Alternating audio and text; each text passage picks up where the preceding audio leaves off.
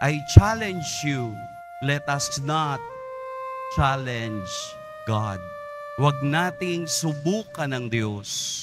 Ang pagmamahal, ang awa, pagmamalasakit na ipinapakita ng Diyos sa atin ay nakikita natin sa pagninilay ng kaniyang buhay ngayong mga mahal na araw.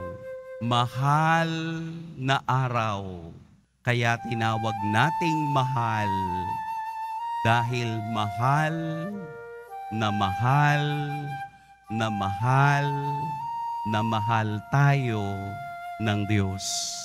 Pagmamahal na walang katapusan. Huwag po nating sayangin. Pagpalain tayo ng poong may kapal.